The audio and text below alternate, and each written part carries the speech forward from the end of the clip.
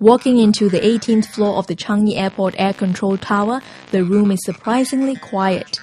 With your eyes on the ground and information coming through the monitors, air traffic controllers deliver precise commands to guide airplanes to safety. Asian Express 5802, taxi via Victor Zulu, Whiskey Papa.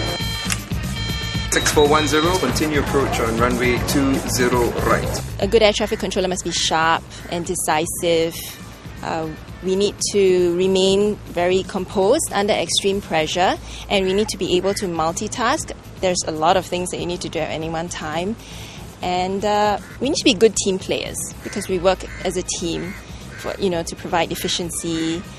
And other than that, I think you need to have good communication skills. You need to be able to listen carefully and be able to instruct accordingly. 35-year-old Lorraine Oh is one of 300 air traffic controllers in Singapore. For the past 12 years, she has been working at the Singapore Air Traffic Control Centre at Changi Village, one of 3 places where air traffic control is conducted in Singapore. The other 2 are the Changi Airport and Seletar Airport control towers. My colleagues who work at the tower have a more visual experience when they work. They actually see the aircraft, whereas for me, I work at the operational centre. It's in a fairly dark room, and we work in front of the radar screens, so we see the aircraft as blips on the radar scope rather than the actual aircraft itself. Yeah. But it's essentially the same because we're assisting pilots throughout the next stage of their flight. For Lorraine, working in the aviation industry has been a lifelong dream. I've always loved flying. I've always loved traveling. I've loved coming to Changi Airport. So when the opportunity came about to work in aviation, I thought, why not just give it a shot? As an air traffic controller, Lorraine works 8-hour shifts round the clock. For every 1 hour and 30 minutes she works, she has to take a 30-minute break. This is to ensure that she maintains her concentration throughout her shift.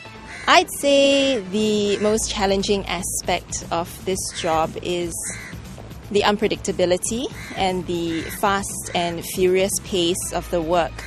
Sometimes we may have bad weather, and it becomes more difficult to manage the aircraft in a more organized way. For instance, if there's poor visibility, sometimes the pilots are unable to land, and they need to hold to wait for the good weather. And if they choose to divert to a different airport, then we have to do the necessary coordination, and that adds a layer of complexity to the situation. The best part about the job? I think the best thing is that I don't have to bring home any work, and the work ends when my shift ends. To become a licensed air traffic controller, candidates need to train for up to a year. For more on the job, watch our other clip.